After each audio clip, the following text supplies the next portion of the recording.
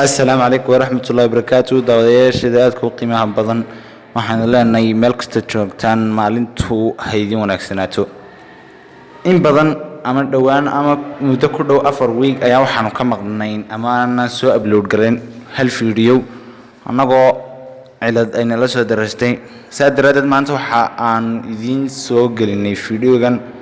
oo ah in fanaanka caanka ee Qamar Suugaani ama naclada fanka ee Qamar Suugaani oo magaciisa saxda yahay Maxamed uu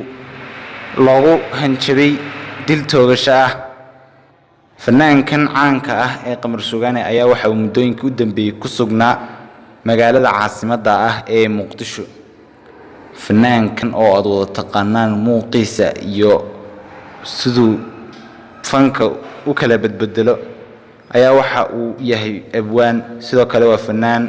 intaas oo cod leh codadkiisa lagu qiyaasay ilaa 9 cod inuu leeyahay fanaankan Qamar Suugaani sidoo kale fanaankan Qamar Suugaani ayaa waxa uu bartaa hadda muusiga isagoo raba inuu isagu heesta u sameesto muusig sidoo kale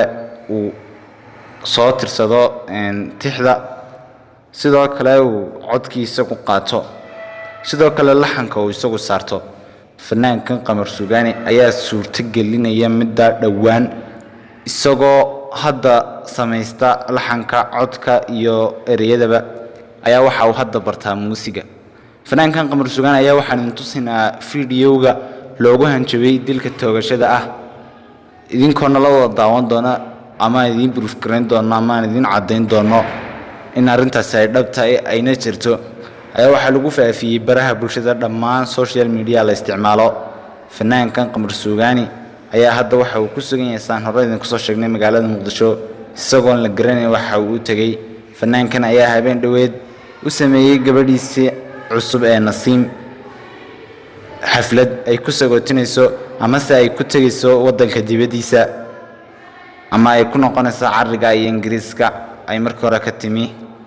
fanaankan Qamar Suugaani ayaa ka daba tagay xaaskiisa isagoo Muqdisho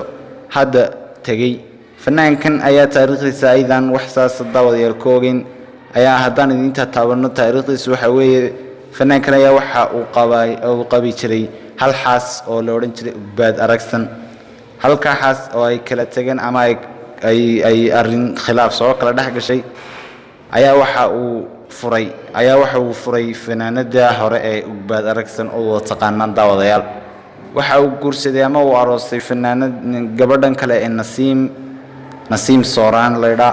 ayaa waxa uu xaflad weyn uga dhigay magaalada Hargeysa iyadoo ku qalqalay isla magaalada Hargeysa fanaankan Qamar Suugaani ayaa hadda waxa lagu soo sheegay in xaaladiisu ay u dhaxayso sidii qof wax rajinayay qof loogu ballan qaaday in la dilayo fanaankan ayaa dadka iska qariya badana alaaba oon istusin bal videoga nala soo daawan doontaan loogu hanjabay fanaankan caanka ah ee Qamar Suugaani dilka toogashada ah fadlan nala soo daawada wixii comment aad ka qataan xaqoosan noogu soo reeba assalaamu calaykum الله واحد داون سحاوة تعسدي بقى الصديق الله واحد داون سحاوة تعسدي بقى الصديق